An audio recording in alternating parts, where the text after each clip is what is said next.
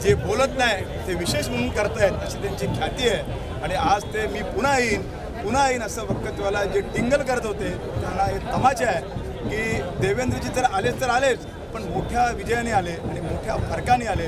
जी त्यांना त्यांच्यावर हसत होते ते आता घरात बसलेत, लपून बसले, अशी परिस्थिती त्यांनी निर्माण केलेली आहे। म्हणून त्यांचं वाक्य मगाशी मी भाषणामध्ये बोललो की त्यांनी जे सभागृहामध्ये वाक्य बोललं होतं की मेरा पानी उतरते किनारे पे घर मत बसाना, मैं समुद्र हूँ पुनश्च लौट के आऊँगा, ते तर पुनश्च एकदम वादळासहित आले आणि यांचं सर्वनाश केलं असं या माध्यमातून मला आनंदाने सांगावं असं वाटतं। ते नेहमी असं म्हणत असतात की मला या महाराष्ट्राला विकासाच्या धारीमध्ये न्यायचं आहे, प्रचंड विकास या महाराष्ट्राचं करायचं आहे। अनेक असे प्रसंग आहेत, अनेक अशा गोष्टी आहेत ज्या माध्यमातून महाराष्ट्राचे लोक त्रस्त आहेत। अशांना सुखमय असं वातावरण तयार करण्यासाठी पुन्हा एकदा देवेंद्रजी एक या मुख्य भूमिकेवर किंवा मुख्यमंत्री म्हणून बसतायत, विराजमान होत आहेत। त्यांना खऱ्या अर्थाने त्यांनी आज सकाळी आमच्या भारतीय जनता पार्टीच्या सगळ्या आमदारांचा असेल, कार्यकर्त्यांचा असेल आभार व्यक्त केलं की गेल्या 2.5 वर्षाच्या मागच्या कालखंडामध्ये दगाफटका होऊन देखील इतका त्रास त्या माध्यमातून आमच्या पार्टीच्या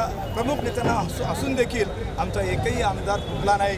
हे खऱ्या अर्थाने यश आहे, हे देवेंद्रजींचं यश आहे। आणि म्हणूनच देवेंद्रजी सारखे लीडर महाराष्ट्राला आणि भारतीय जनता पार्टीला भेटलेत, त्याचा आम्हाला अभिमान आहे। 49 बसेस या नवमुंबई क्षेत्रातून जात आहेत, 50च्या वर कार या नवमुंबई क्षेत्रातून जात आहेत। 3:30 पर्यंत आम्हाला तिथं पोचायचं आहे आणि अशा प्रकारे या सगळ्या कार्यक्रमामध्ये भाग घेण्यासाठी नवमुंबईचे सगळे कार्यकर्ते असतील, नागरिक असतील उत्सुक आहेत।